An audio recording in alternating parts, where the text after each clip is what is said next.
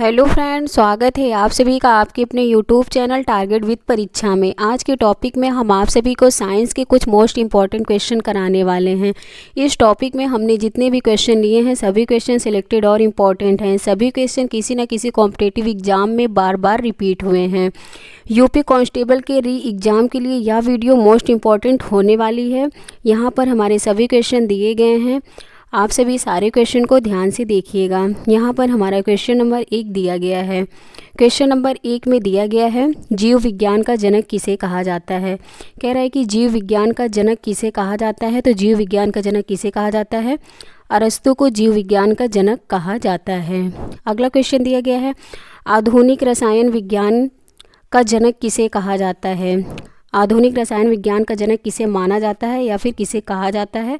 तो किसे माना जाता है? एंटोनी लेवोजियर को आधुनिक रसायन विज्ञान का जनक माना जाता है। यह क्वेश्चन एग्जाम के लिए मोस्ट इम्पॉर्टेंट है। हमारा अगला क्वेश्चन दिया गया है जंतु विज्ञान का पिता कहा जाता है। जंतु विज्ञान का पिता किसे कहा जाता है? तो किसे कहा जाता है? अरस्तु को जंतु विज्ञान का पिता कहा जाता है। अगला क्वेश्चन दिया गया है क्वेश्चन नंबर 4 में दिया गया है। कह रहा है कि वनस्पति विज्ञान के जनक कौन है। वनस्पति विज्ञान के जनक कौन है? तो कौन हो जाएंगे? थियोफ्रेस्टस। वनस्पति विज्ञान के जनक थियोफ्रेस्टस हैं। यह क्वेश्चन भी एग्जाम के लिए मोस्ट इम्पॉर्टेंट है। अगला क्वेश्चन दिया गया है लेंस की क्षमता किस में मापी जाती है। लेंस की क्षमता किस में मापी जाती है? तो डायोप्टर में मापी जाती है। इसे डी से प्रदर्शित करते हैं। अगला क्वेश्चन दिया गया स्पष्ट दृष्टि की न्यूनतम दूरी कितनी होती है। स्पष्ट दृष्टि की न्यूनतम दूरी कितनी होती है? तो कितनी होती है? 25 सेंटीमीटर स्पष्ट दृष्टि की न्यूनतम दूरी होती है। यह क्वेश्चन भी एग्जाम के लिए मोस्ट इम्पॉर्टेंट है। अगला क्वेश्चन दिया गया है रुधिर वर्ग की खोज किसने की। रुधिर वर्ग की खोज किसने की है? तो किसने की है? कार्ल लैंडस्टीनर ने रुधिर वर्ग की खोज की है। यह क्वेश्चन भी एग्जाम के लिए मोस्ट इम्पॉर्टेंट है। अगला क्वेश्चन दिया गया है विद्युत का सबसे अच्छा चालक क्या है। विद्युत का सबसे अच्छा चालक क्या है? तो क्या है? चांदी है। पहले नंबर पर चांदी है और दूसरे नंबर पर तांबा है। अगला क्वेश्चन दिया गया है गन मेटल किसका मिश्र धातु का बना होता है या फिर गन मेटल किस मिश्र धातु का बना होता है? तो किसका बना होता है? तो तांबा, जिंक और टिन का बना होता है। अगला क्वेश्चन दिया गया है क्वेश्चन नंबर 8 में दिया गया है मनुष्य के दांत कितनी प्रकार के होते हैं। मनुष्य के दांत कितनी प्रकार के होते हैं? तो कुल 4 प्रकार के दांत होते हैं। कौन कौन से होते हैं? कृंतक, छेदक, अग्रचवर्णक और चवर्णक। अगला क्वेश्चन दिया गया है मानव शरीर की सबसे बड़ी कोशिका का क्या नाम है। तो मानव शरीर की सबसे बड़ी कोशिका का क्या नाम है? तो तंत्रिका कोशिका। यह क्वेश्चन भी एग्जाम के लिए मोस्ट इंपॉर्टेंट है। अगला क्वेश्चन दिया गया है क्वेश्चन नंबर 10 में दिया गया है जल में घुलनशील विटामिन कौन से हैं। जल में घुलनशील विटामिन कौन से हैं? तो विटामिन बी एवं सी जल में घुलनशील विटामिन होते हैं। यह क्वेश्चन भी एग्जाम के लिए मोस्ट इंपॉर्टेंट है। अगला क्वेश्चन दिया गया रक्त का थक्का बनाने में सहायक विटामिन कौन सा है। रक्त का थक्का बनाने में सहायक विटामिन कौन सा है? तो विटामिन के। यह क्वेश्चन भी एग्जाम के लिए मोस्ट इंपॉर्टेंट है। अगला क्वेश्चन दिया गया है विटामिन की खोज किस वैज्ञानिक ने की थी। विटामिन की खोज किस वैज्ञानिक ने की थी? तो किस वैज्ञानिक ने की थी? फंक नामक वैज्ञानिक ने विटामिन की खोज की थी। अगला क्वेश्चन दिया गया है किस विटामिन में कोबाल्ट पाया जाता है। किस विटामिन में कोबाल्ट पाया जाता है? तो किस विटामिन में? विटामिन B12 में कोबाल्ट पाया जाता है। यह क्वेश्चन भी एग्जाम के लिए मोस्ट इंपॉर्टेंट है। अगला क्वेश्चन दिया गया है विटामिन B7 का रासायनिक नाम क्या है। विटामिन B7 का रासायनिक नाम क्या है? तो क्या हो जाएगा? बायोटिन। अगला क्वेश्चन दिया गया है क्वेश्चन नंबर 15 में दिया गया है विटामिन B12 का रासायनिक नाम क्या है। विटामिन B12 का रासायनिक नाम क्या है? तो क्या हो जाएगा? साइनोकोबालामिन विटामिन B12 का रासायनिक नाम है। यह क्वेश्चन भी एग्जाम के लिए मोस्ट इंपॉर्टेंट है। अगला क्वेश्चन दिया गया है विटामिन डी का रासायनिक नाम क्या है। विटामिन डी का रासायनिक नाम क्या है? तो क्या हो जाएगा? कैल्सीफेरॉल। यह क्वेश्चन भी एग्जाम के लिए मोस्ट इंपॉर्टेंट है। अगला क्वेश्चन दिया गया है विटामिन के का रासायनिक नाम क्या है। विटामिन के का रासायनिक नाम क्या है? तो क्या हो जाएगा? फिलोक्विनोन विटामिन के का रासायनिक नाम है। अगला क्वेश्चन दिया गया है क्वेश्चन नंबर 18 दिया गया है वसा या कार्बनिक घोलकों में घुलनशील विटामिन कौन से हैं। वसा या कार्बनिक घोलकों में घुलनशील विटामिन कौन से हैं? तो कौन सी विटामिन है? Vitamin A, D, E, K। ये वसा में घुलनशील विटामिन है। अगर यहाँ पर पूछा जाएगा कि जल में घुलनशील विटामिन कौन से हैं तो B और C। यह क्वेश्चन भी एग्जाम के लिए मोस्ट इंपॉर्टेंट है। अगला क्वेश्चन दिया गया है विटामिन सी का रासायनिक नाम क्या है। विटामिन सी का रासायनिक नाम क्या है? तो एस्कॉर्बिक एसिड। यह क्वेश्चन भी एग्जाम के लिए मोस्ट इंपॉर्टेंट है। अगला क्वेश्चन दिया गया क्वेश्चन नंबर 20 में दिया गया है विटामिन के की कमी से होने वाला रोग कौन सा है। विटामिन के की कमी से होने वाला रोग कौन सा है? रक्त का थक्का न बनना। अगला क्वेश्चन दिया गया है आरबीसी एवं डब्ल्यूबीसी का अनुपात कितना है। आरबीसी एवं डब्ल्यूबीसी का अनुपात कितना है? तो कितना हो जाएगा? 600:1 हो जाएगा। अगला क्वेश्चन दिया गया है शरीर की सबसे बड़ी हड्डी कौन सी है। शरीर की सबसे बड़ी हड्डी कौन सी है? तो कौन सी हड्डी है? फीमर। कहाँ पर पाई जाती है? जांग में पाई जाती है। जांग की हड्डी है फीमर। यह क्वेश्चन भी एग्जाम के लिए मोस्ट इंपॉर्टेंट है। अगला क्वेश्चन दिया गया है शरीर की सबसे छोटी हड्डी कौन सी है। तो शरीर की सबसे छोटी हड्डी कौन सी है? कौन सी हो जाएगी? स्टीपस। कान की हड्डी। कहाँ पाई जाती है? तो कान में पाई जाती है। यह क्वेश्चन भी एग्जाम के लिए मोस्ट इंपॉर्टेंट है। अगला क्वेश्चन दिया गया है क्वेश्चन नंबर 24 में दिया गया है मनुष्य के मस्तिष्क का वजन कितना होता है। मनुष्य के मस्तिष्क का वजन कितना होता है? तो 1400 ग्राम लगभग होता है। अगला क्वेश्चन दिया गया मनुष्य के शरीर में कुल कितनी हड्डियां पाई जाती हैं। तो मनुष्य के शरीर में कुल कितनी हड्डियां पाई जाती हैं? तो कुल 206 हड्डियां पाई जाती हैं मनुष्य के शरीर में। अगला क्वेश्चन दिया गया मानव शरीर की सबसे बड़ी ग्रंथि कौन सी है। तो मानव शरीर की सबसे बड़ी ग्रंथि कौन सी है? यकृत या फिर लीवर। यह क्वेश्चन भी एग्जाम के लिए मोस्ट इंपॉर्टेंट है। अगला क्वेश्चन दिया गया है क्वेश्चन नंबर 27 में दिया गया है एसआई पद्धति में समतल कोण का मूल मात्रक क्या है। एसआई पद्धति में समतल कोण का मूल मात्रक क्या है? तो क्या हो जाएगा? रेडियन। अगला क्वेश्चन दिया गया है एसआई पद्धति में आवृत्ति का नया मात्रक क्या है। एसआई पद्धति में आवृत्ति का नया मात्रक क्या है? तो क्या हो जाएगा? हर्ट्ज हो जाएगा। यह क्वेश्चन भी एग्जाम के लिए मोस्ट इंपॉर्टेंट है। अगला क्वेश्चन दिया गया है क्वेश्चन नंबर 29 दिया गया है कह रहा है कि दूरी मापने की सबसे बड़ी इकाई क्या है। दूरी मापने की सबसे बड़ी इकाई क्या है? तो क्या हो जाएगा? पारसेक। अगला क्वेश्चन दिया गया है एसआई पद्धति में विद्युत धारा का मूल मात्रक क्या है।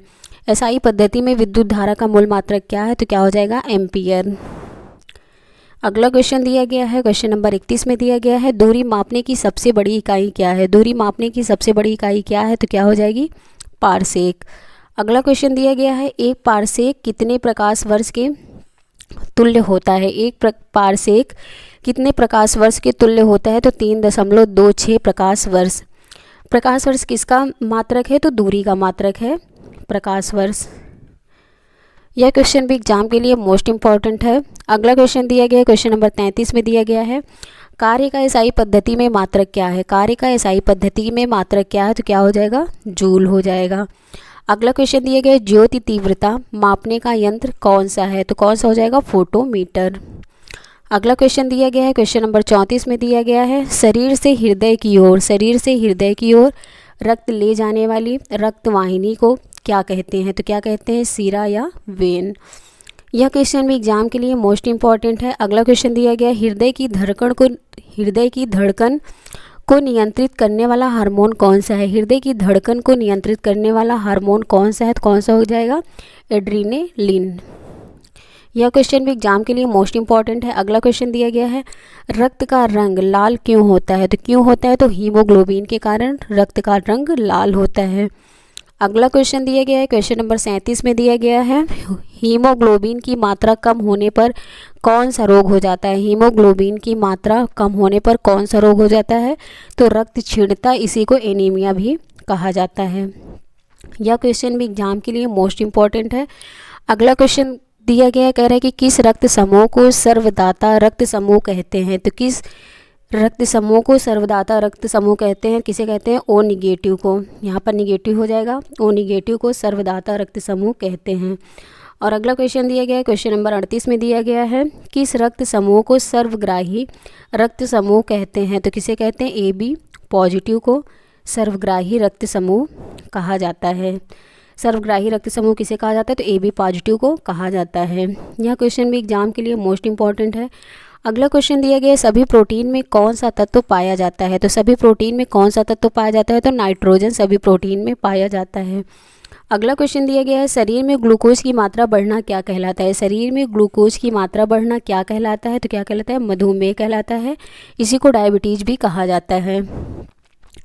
अगला क्वेश्चन दिया गया है क्वेश्चन नंबर 41 में दिया गया है हृदय से शरीर की ओर कह रहा है कि हृदय से शरीर की ओर रक्त ले जाने वाली रक्त वाहिनी को क्या कहते हैं? क्या कहते हैं? तो धमनी कहते हैं या फिर आर्टरी कहते हैं। यह क्वेश्चन भी एग्जाम के लिए मोस्ट इंपॉर्टेंट है। अगला क्वेश्चन दिया गया है, मस्तिष्क के कार्य का पता लगाने के लिए किसका प्रयोग किया जाता है। मस्तिष्क के कार्य का पता लगाने के लिए किसका प्रयोग किया जाता है, तो किसका प्रयोग किया जाता है, EEG का प्रयोग किया जाता है। अगला क्वेश्चन दिया गया है, क्वेश्चन नंबर 43 में दिया गया है, कह रहा है कि टिटनेस रोग कौन सा अंग प्रभावित होता है। टिटनेस रोग से कौन सा अंग प्रभावित होता है, तो तंत्रिका अंग प्रभावित होता है। अगला क्वेश्चन दिया गया है, इटाई नामक रोग किस तत्व के कारण होता है। इटाई नामक रोग किस तत्व के कारण होता है, तो कैडमियम के कारण होता है इटाई रोग। यह क्वेश्चन भी एग्जाम के लिए मोस्ट इंपॉर्टेंट है। अगला क्वेश्चन दिया गया है, क्वेश्चन नंबर 45 में दिया गया है, रक्त किस प्रकार का ऊतक है। रक्त किस प्रकार का ऊतक है, तो तरल संयोजी ऊतक है। अगला क्वेश्चन दिया गया, RBC का निर्माण किस में होता है। RBC का निर्माण किस में होता है, तो अस्थि मज्जा में होता है। अगला क्वेश्चन दिया गया, रक्त का pH मान कितना होता है, तो कितना होता है, 7.4 होता है। यह क्वेश्चन भी एग्जाम के लिए मोस्ट इंपॉर्टेंट है। अगला क्वेश्चन दिया गया है, क्वेश्चन नंबर 48 में दिया गया है, कह रहा है कि समुद्र की गहराई मापने के लिए किस यंत्र से मापते हैं। समुद्र की गहराई मापने के लिए किस यंत्र का प्रयोग किया जाता है, या फिर समुद्र की गहराई किस यंत्र से मापते हैं, तो किससे मापते हैं, फेदोमीटर से मापते हैं। अगला क्वेश्चन कह रहा है कि मानव शरीर का रक्त बैंक किसे कहा जाता है। मानव शरीर का रक्त बैंक किसे कहा जाता है, प्लीहा या फिर स्प्लीन को। यह क्वेश्चन भी एग्जाम के लिए मोस्ट इंपॉर्टेंट है। अगला क्वेश्चन दिया गया है, क्वेश्चन नंबर 50 में दिया गया है, आइंस्टीन का द्रव्यमान ऊर्जा समीकरण क्या है। आइंस्टीन का द्रव्यमान ऊर्जा समीकरण क्या है, तो क्या हो जाएगा, E = mc²। अगला क्वेश्चन दिया गया है, धूप के चश्मे की क्षमता कितनी होती है। धूप के चश्मे की क्षमता कितनी होती है, तो कितनी हो जाएगी, 0 डायोप्टर। अगला क्वेश्चन दिया गया है, क्वेश्चन नंबर 52 में दिया गया है, दूरबीन का आविष्कार किसने किया। दूरबीन का आविष्कार किसने किया है, तो किसने किया है, गैलीलियो ने किया है। यह क्वेश्चन भी एग्जाम के लिए मोस्ट इंपॉर्टेंट है। अगला क्वेश्चन दिया गया है, प्रतिरोध का एसआई पद्धति में मात्रक क्या है। प्रतिरोध का एसआई पद्धति में मात्रक क्या है, तो क्या हो जाएगा, ओम। अगला क्वेश्चन दिया गया है, क्वेश्चन नंबर 54 में दिया गया है, भ्रूण अवस्था में RBCs का निर्माण किस में होता है। भ्रूण अवस्था में RBCs का निर्माण किस में होता है, तो यकृत और प्लीहा में होता है। अगला क्वेश्चन दिया गया, रक्तदाब मापने वाले यंत्र को क्या कहते हैं। रक्तदाब मापने वाले यंत्र को क्या कहते हैं, तो स्फिग्नोमेनोमीटर कहा जाता है। यह क्वेश्चन भी एग्जाम के लिए मोस्ट इंपॉर्टेंट है। अगला क्वेश्चन दिया गया, क्वेश्चन नंबर 56 में दिया गया है, मांसपेशी एवं अस्थि की जोड़ को क्या कहते हैं। मांसपेशी एवं अस्थि के जोड़ को क्या कहते हैं, तो टेंडन कहते हैं। अगला क्वेश्चन दिया गया, पेशियों की कुल संख्या कितनी है। तो पेशियों की कुल संख्या कितनी है, तो 639 है। यह क्वेश्चन भी एग्जाम के लिए मोस्ट इंपॉर्टेंट है। अगला क्वेश्चन दिया गया है, RBCs की संख्या किससे ज्ञात की जाती है। RBCs की संख्या किससे ज्ञात की जाती है, तो हीमोसाइटोमीटर से RBCs की संख्या ज्ञात की जाती है। यह क्वेश्चन भी एग्जाम के लिए मोस्ट इंपॉर्टेंट है। अगला क्वेश्चन दिया गया, क्वेश्चन नंबर 59 में दिया गया है, द्रव्य की चौथी अवस्था ठोस, द्रव व गैस के अलावा द्रव्य की चौथी अवस्था कौन सी है, तो कौन सी हो जाएगी, तो प्लाज्मा। अगला क्वेश्चन है, एसआई पद्धति में मूल मात्रक कितने हैं। कितने हैं, तो टोटल 7 हैं। अगला क्वेश्चन है, एक अश्वशक्ति कितने वाट के समतुल्य होती है। तो कितने वाट के समतुल्य होती है, 746 वाट के समतुल्य होती है। अगला क्वेश्चन दिया गया है, कह रहे हैं कि लेंस की क्षमता की इकाई क्या है। लेंस की क्षमता की इकाई क्या है, तो डायोप्टर है, इसे D से प्रदर्शित करते हैं। अगला क्वेश्चन है, कह रहे हैं कि गुरुत्वीय त्वरण G का मान कितना होता है। तो कितना होता है, 9.8 मीटर प्रति सेकंड होता है। यह क्वेश्चन भी एग्जाम के लिए मोस्ट इंपॉर्टेंट है। अगला क्वेश्चन दिया गया है, कह रहा है कि निर्वात में किसी भी ऊंचाई से गिरने वाले पिंडों की चाल किस पर निर्भर करती है। निर्वात में किसी भी ऊंचाई से गिरने वाले पिंडों की चाल किस पर निर्भर करती है, तो किस पर निर्भर करती है, उसके द्रव्यमान पर निर्भर करती है। अगला क्वेश्चन दिया गया है, न्यूटन की गति के प्रथम नियम से किसकी परिभाषा मिलती है। न्यूटन की गति के प्रथम नियम से किसकी परिभाषा मिलती है, तो बल की परिभाषा मिलती है। अगला क्वेश्चन दिया गया, क्वेश्चन नंबर 66 में दिया गया है, कह रहे हैं कि पृथ्वी की सतह से ऊपर या नीचे जाने पर G के मान पर क्या प्रभाव पड़ता है। तो क्या प्रभाव पड़ता है, तो G का मान घटता है। अगला क्वेश्चन है, कह रहा है कि G का मान सबसे अधिक कहाँ पर होता है। G का मान सबसे अधिक कहाँ पर होता है, तो कहाँ पर होता है, ध्रुवों पर सबसे अधिक होता है G का मान। अगला क्वेश्चन है, कह रहा है कि G का मान सबसे कम कहाँ पर होता है। G का मान सबसे कम कहाँ पर होता है? तो कहाँ पर होता है? विषुवत रेखा पर। यह क्वेश्चन भी एग्जाम के लिए मोस्ट इम्पॉर्टेंट है।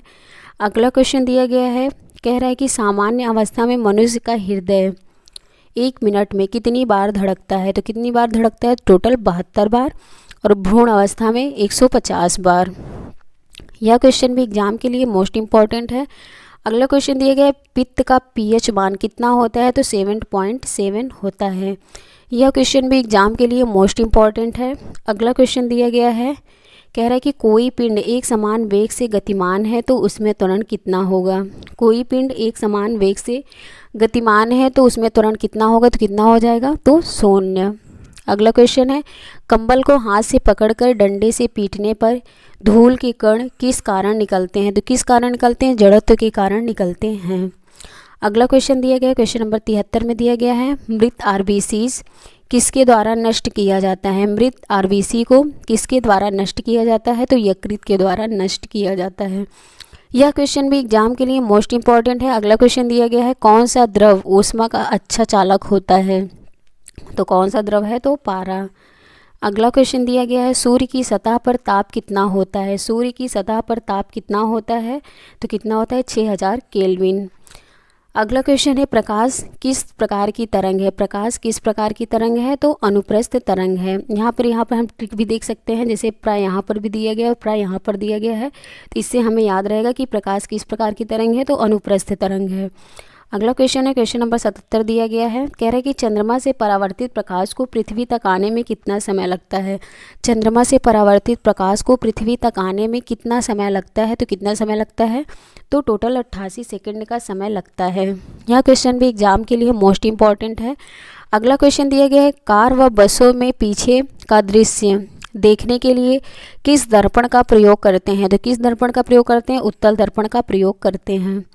यह क्वेश्चन भी एग्जाम के लिए मोस्ट इम्पॉर्टेंट है। अगला क्वेश्चन दिया गया है, यदि कोई वस्तु विरामावस्था में हो तो उसका वेग कितना होगा? यदि कोई वस्तु विरामावस्था में हो तो उसका वेग कितना होगा? तो कितना हो जाएगा? 0 हो जाएगा। अगला क्वेश्चन दिया गया, बंदूक से गोली चलाने पर चलाने वाले को पीछे की ओर धक्का लगना किस नियम का उदाहरण है? तो किस नियम का उदाहरण है? न्यूटन का तृतीय नियम। अगला क्वेश्चन दिया गया है, क्वेश्चन नंबर 81 में दिया गया है, रॉकेट को उड़ाने में कौन सा नियम सहायक है? रॉकेट को उड़ाने में कौन सा नियम सहायक है? तो न्यूटन का तृतीय नियम। अगला क्वेश्चन दिया गया है, किसी वस्तु की कार्य करने की क्षमता को क्या कहते हैं? तो क्या कहते हैं? तो ऊर्जा कहते हैं। अगला क्वेश्चन दिया गया है, क्वेश्चन नंबर 83 में दिया गया है, ऊर्जा का एसआई मात्रक क्या है? तो क्या हो जाएगा? जूल हो जाएगा। ऊर्जा का एसआई मात्रक जूल है। अगला क्वेश्चन दिया गया है, बांध बनाकर इकट्ठा किए गए पानी की ऊर्जा किस प्रकार की ऊर्जा का उदाहरण है? तो स्थितिज ऊर्जा का उदाहरण है। अगला क्वेश्चन दिया गया है, 85 नंबर में दिया गया है, ऊर्जा को ना तो उत्पन्न किया जा सकता है और ना ही नष्ट किया जा सकता है। तो यह किसका नियम है? किसका नियम है? यह नियम किसका है? तो ऊर्जा संरक्षण का नियम है। यह क्वेश्चन भी एग्जाम के लिए मोस्ट इम्पॉर्टेंट है। अगला क्वेश्चन दिया गया, क्वेश्चन नंबर 86 में दिया गया है, द्रव्य की वह अवस्था जिसमें पदार्थ के परमाणु उच्च ताप पर आयनित अवस्था में होते हैं, कौन सी है? द्रव्य की वह अवस्था जिसमें पदार्थ के परमाणु उच्च ताप पर आयनित अवस्था में होते हैं, कौन सी है? तो कौन सी अवस्था है? तो प्लाज्मा की अवस्था है। अगला क्वेश्चन है, बल का एसआई पद्धति में मात्रक क्या है? तो क्या हो जाएगा? न्यूटन। यह क्वेश्चन भी एग्जाम के लिए मोस्ट इम्पॉर्टेंट है। अगला क्वेश्चन दिया गया है, क्वेश्चन नंबर 87 में दिया गया है, वेग का एसआई मात्रक क्या होता है? वेग का एसआई मात्रक क्या होता है? तो मीटर प्रति सेकंड होता है। यह क्वेश्चन भी एग्जाम के लिए मोस्ट इम्पॉर्टेंट है। अगला क्वेश्चन है, किसी वस्तु के वेग में परिवर्तन की दर को क्या कहते हैं? किसी वस्तु के वेग में परिवर्तन की दर को क्या कहते हैं? तो क्या कहते हैं? त्वरण कहते हैं। अगला क्वेश्चन दिया गया है, प्रकाश को सूर्य से पृथ्वी तक आने में कितना समय लगता है? तो कितना समय लगता है? 8 मिनट 19 सेकंड का समय लगता है। यह क्वेश्चन भी एग्जाम के लिए मोस्ट इम्पॉर्टेंट है। अगला क्वेश्चन दिया गया है, क्वेश्चन नंबर 91 में दिया गया है, प्राथमिक रंग कौन कौन से होते हैं? प्राथमिक रंग कौन कौन से होते हैं? तो लाल, हरा, नीला। अगला क्वेश्चन है, मनुष्य की आँख के किस भाग पर वस्तु का प्रतिबिंब बनता है? तो किस पर बनता है? तो रेटिना पर बनता है। यह क्वेश्चन भी एग्जाम के लिए मोस्ट इंपॉर्टेंट है। अगला क्वेश्चन है, कह रहा है कि मानव नेत्र की रेटिना पर बना प्रतिबिंब कैसा होता है। मानव नेत्र की रेटिना पर बना प्रतिबिंब कैसा होता है, तो वास्तविक व उल्टा होता है। यह क्वेश्चन भी एग्जाम के लिए मोस्ट इंपॉर्टेंट है। अगला क्वेश्चन है, किस सिद्धांत पर ऑप्टिकल फाइबर काम करता है, तो पूर्ण आंतरिक परावर्तन पर। यह क्वेश्चन भी एग्जाम के लिए मोस्ट इंपॉर्टेंट है। अगला क्वेश्चन दिया गया है, क्वेश्चन नंबर 95 में दिया गया है, विद्युत धारा का एसआई पद्धति में मात्रक क्या है, तो क्या हो जाएगा, एम्पियर।